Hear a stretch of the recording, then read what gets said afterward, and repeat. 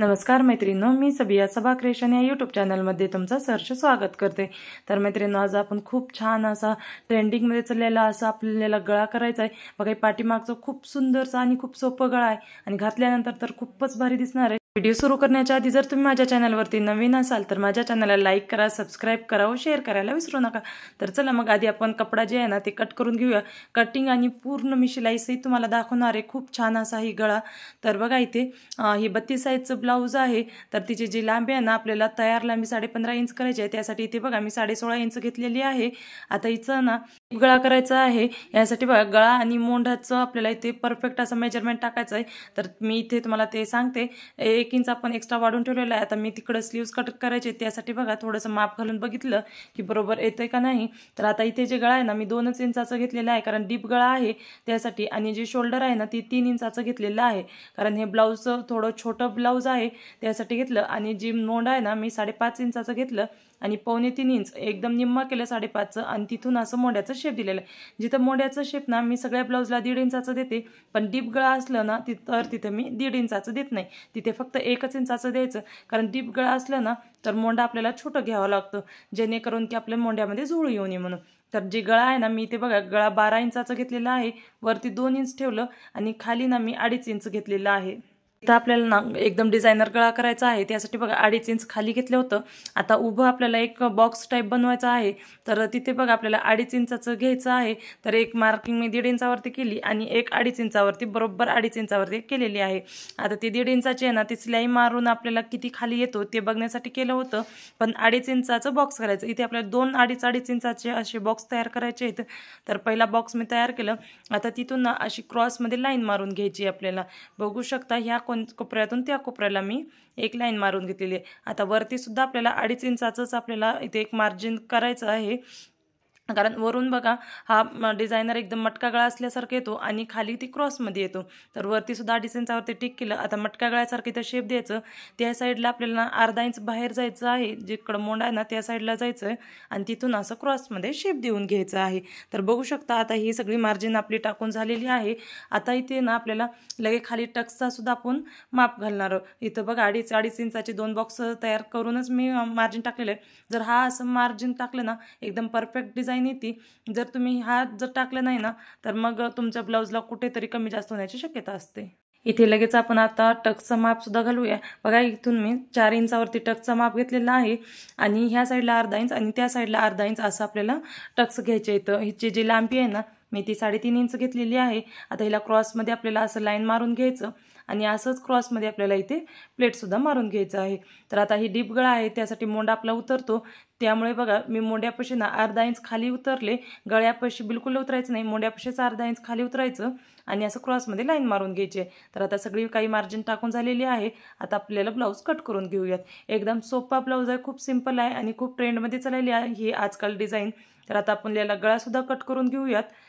जसं आपण ड्राफ्टिंग टाकले ना त्याच पद्धतीने आपल्याला गळासुद्धा कट करून घ्यायचा आहे आणि परत शिवल्यानंतर तर खूपच भारी हा डिझाईन दिसतो।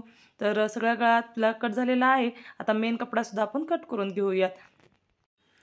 तर आता बघा मेन कपडा ना ही सिल्कचा आहे। हिच्या आधी तुमच्यासोबत मी व्हिडिओ शेअरच केलेला आहे।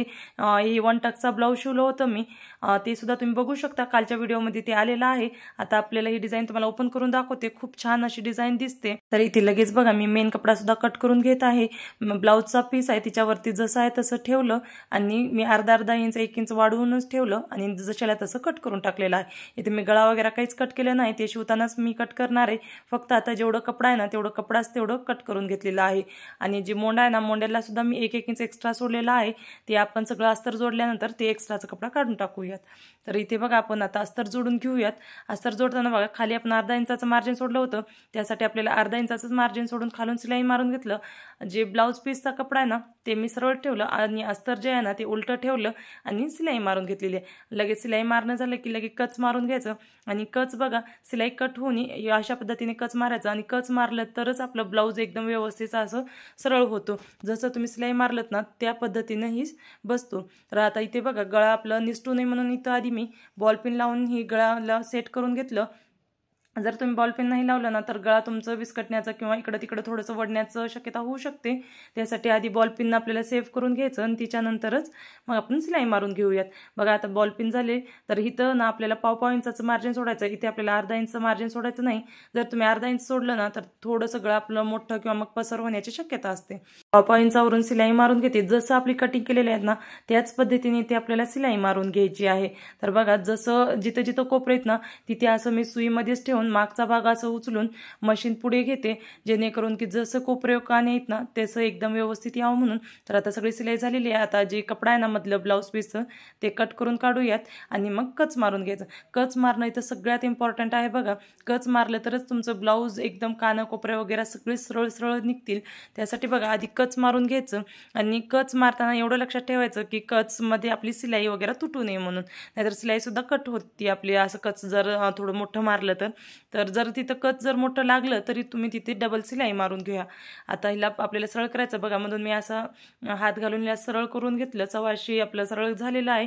आता जी कोपरे आहेत ना इथे निघालेली नाहीत त्यासाठी बघा एक स्क्रू ड्रायव्हर घ्यायचं आणि तिच्यामध्ये तिने असं आतून घालून कोपरे काढून घ्यायचे। मग आता कोपरे सुद्धा निघालेले आहेत। आता वरून एक दाब टिप मारलं ना तर तुम्हाला गळा जसा आहे ना तसं दिसतो का नाही बघू शकता तुम्ही। इथे जसं ब्लाऊज मी सरळ करून घेतलं आणि वरून एक दाब टिप मारलं ना आपलं गळा जसं आहे ना तसं एकदम बरोबर निघतो। कोपरे सुद्धा तुम्ही बघू शकता एकदम असं क्रॉसमध्ये जसे आहेत ना तसे कोपरे निघालेले आहेत।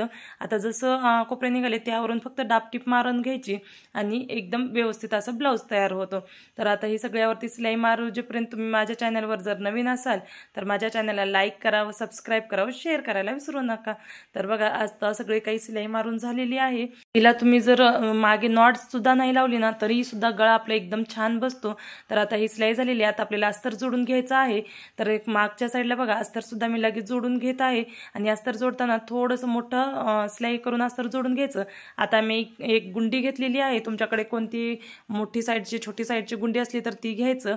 असं एक छोटं बघा 1.5 बाय 1.5 इंचाचा असं कपडा घ्यायचं, तिच्यावरती गुंडी ठेवायची आणि असं गुंडीला एकदम पॅक करून घ्यायचं। एक्स्ट्राचं कपडा असलं तर राहू द्या, परत तिला कट करूनच आपल्याला काढायचं आहे, पण शिवताना कमी पडू नये। त्यामुळे बघा मी इथे 1.5 बाय 1.5 इंचाची घेतलेली आहे। तर अर्धा इंच कपडा असं शिल्लक राहिलेलं होतं वरती, ते मी कट करून काढलं। चांगलं हिला पॅक गाट्या घालून घेतलेली आहे। आता ही गाठ्या झालेली आहेत बघा, वरचं कपडा मी एक्स्ट्रा जे होतं ते काढून टाकलं, थोडंसं हाताने हिला साफ करून घेतलं। आता जे एक्स्ट्राचं होतं ना सगळं निघालेलं आहे। आता जी ब्लाऊज पीस आहे ना तिच्यावरती ठेवायचं। बघू शकता गळा किती छान असं सुंदर बसलेला आहे। तिच्यावर ठेवून ही गुंडी आहे ना जसं तुम्ही गुंड्या लावतात ना त्याच पद्धतीने गुंडीला लावून घ्यायची। वरती 1-2 टाके आले तरी काही नाही, दिसणार सुद्धा नाहीत ते। जर तुम्हाला ते दिसले तरी तुम्ही तिच्यावरती स्टोन वगैरे काही चिपकवू शकता, पण एकदम जी गुंडी आहे ना एक छान बसवायची, गाठ्या एकदम व्यवस्थित घालायची, जेणेकरून की आपण ब्लाऊज घातल्यानंतर ना ती ब्लाऊज तुटू नये। आणि ही मशीनवरती काही लावता येत नाही, त्यासाठी बघा असं हातामध्येच 2 पदरी धागा ओवायचा सुईमध्ये आणि तिच्यामध्येच असं ओवून एकदम पॅक अशी गाठ्या घालून घ्यायची। तुम्ही सुद्धा बघा किती गाठ्या घातलेल्या आहेत ती निघू नये म्हणून। तर आता हे सगळं काही झालेलं आहे। तर आता आपलं ब्लाऊज जे आहे ना ती तयार झालेला आहे, याचा फायनल लुक तुम्ही बघू शकता। जर हा व्हिडिओ तुम्हाला थोडासा जरी आवडलेला असेल ना तर माझ्या चॅनलला लाईक करा, सबस्क्राईब करा व शेअर करा। धन्यवाद।